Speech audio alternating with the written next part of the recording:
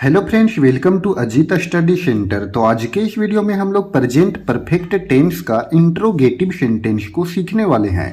तो आप इस वीडियो को बिना स्किप किए पूरा अंत तक ध्यान से देखिए। तो चलिए शुरू करते हैं आज के इस वीडियो को।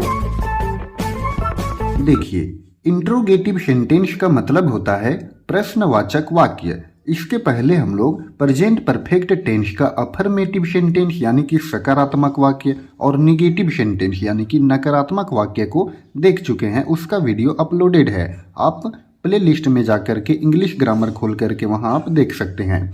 तो चलिए आज हम लोग सीखते हैं इंट्रोगेटिव सेंटेंस। तो देखिए, इंट्रोगेटिव सेंटेंस का बनाने का नियम यानी कि स्ट्रक्चर, इसको फॉर्मूला भी बोल सकते हैं।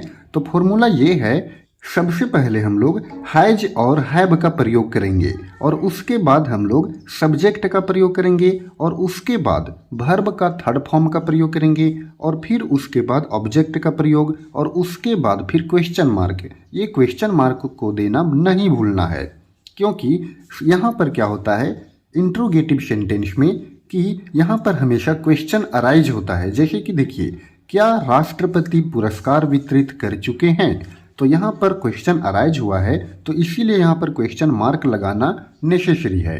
तो क्वेश्चन मार्क देना ना भूलें।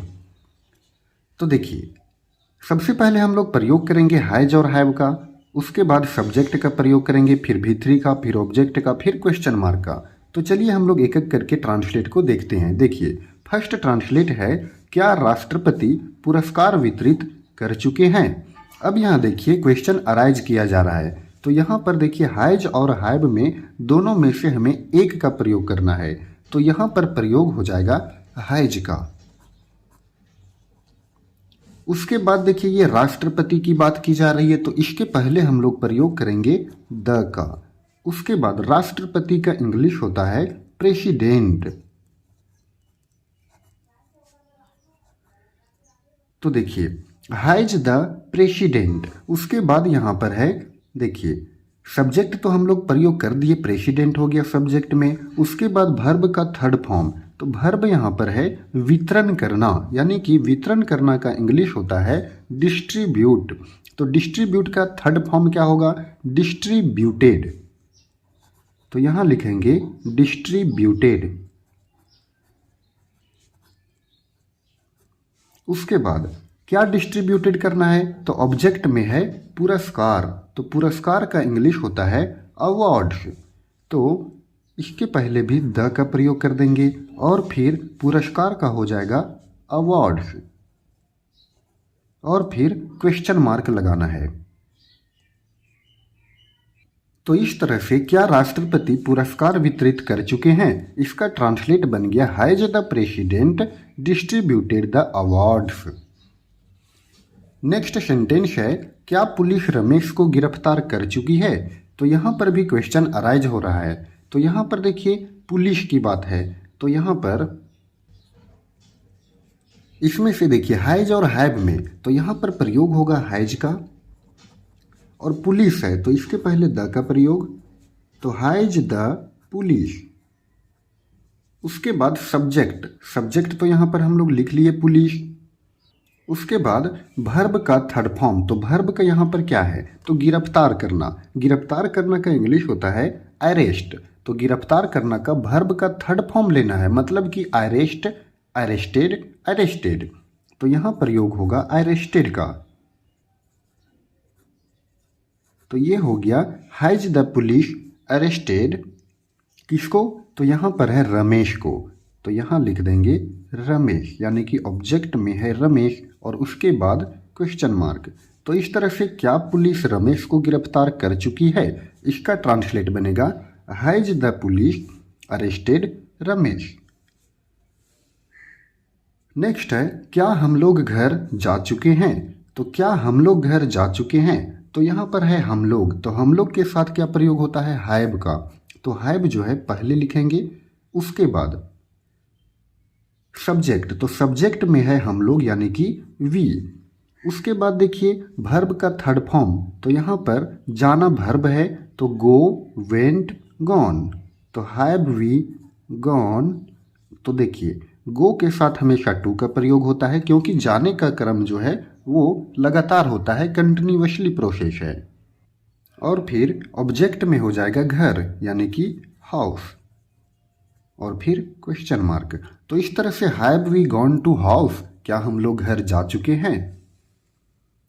फिर है क्या लोगों ने सहायता नहीं की, क्या लोगों ने सहायता नहीं की। यहाँ पर देखिए ये जो है वो इंट्रोगेटिव एंड निगेटिव सेंटेंस का वाक्य हो गया, क्योंकि यहाँ पर क्वेश्चन भी अराइज हो रहा है और निगेटिव यानी कि नकारात्मक वाक्य भी है।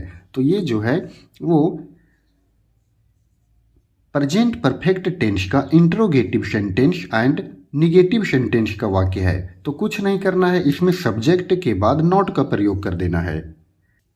तो देखिए लोगों, लोगों मतलब होता है पीपुल, यानी कि इसका इंग्लिश हो गया पीपुल। पीपुल जो है वो क्या है, तो पीपुल ये तो सब्जेक्ट हो गया, लेकिन पीपुल जो है वो अपने आप में प्लूरल है। तो जब ये प्लूरल है तो इसके साथ तो हैव का प्रयोग करेंगे, तो इसीलिए हैव को हम लोग पहले लिखेंगे। तो ये हो गया हैव पीपुल। तो पीपुल हो गया यहाँ पर सब्जेक्ट में, उसके बाद वर्ब का थर्ड फॉर्म। लेकिन उसके पहले ध्यान देने वाली बात यह है कि ये जो सेंटेंस है वो इंट्रोगेटिव एंड निगेटिव सेंटेंस का वाक्य है। तो इंट्रोगेटिव एंड निगेटिव सेंटेंस का वाक्य में क्या होगा कि सब्जेक्ट के बाद नॉट का प्रयोग होगा, और उसके बाद वर्ब का थर्ड फॉर्म, और उसके बाद ऑब्जेक्ट, और उसके बाद क्वेश्चन मार्क। तो यहाँ पर क्या करेंगे कि नॉट का प्रयोग कर देंगे।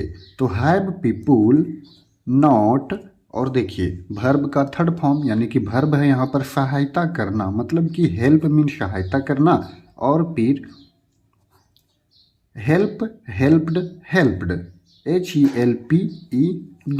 और देखिए यहाँ पर इस सेंटेंस में ऑब्जेक्ट नहीं है, तो सेंटेंस को यहीं पर इंड करेंगे, क्वेश्चन मार्क लगा देंगे। तो इस तरह से क्या लोगों ने सहायता नहीं की, इसका ट्रांसलेट बनेगा have people not helped. Next है क्या तुम बनारस जा चुके हो, क्या तुम बनारस जा चुके हो। तो यहाँ पर देखिए तुम है, तो तुम के साथ प्रयोग होता है हैव का, यानी कि यू के साथ हैव का प्रयोग। तो यहाँ पर हैव को हम लोग पहले लिखेंगे, और उसके बाद सब्जेक्ट, सब्जेक्ट में है यू, तो हैव यू। उसके बाद वर्ब का थर्ड फॉर्म, तो यहाँ पर वर्ब का थर्ड फॉर्म है जाना, तो गो वेंट गॉन। तो हैव यू गॉन, और जाना है तो टू का प्रयोग करेंगे। तो देखिए ऑब्जेक्ट में है बनारस, तो यहां लिख देंगे बनारस,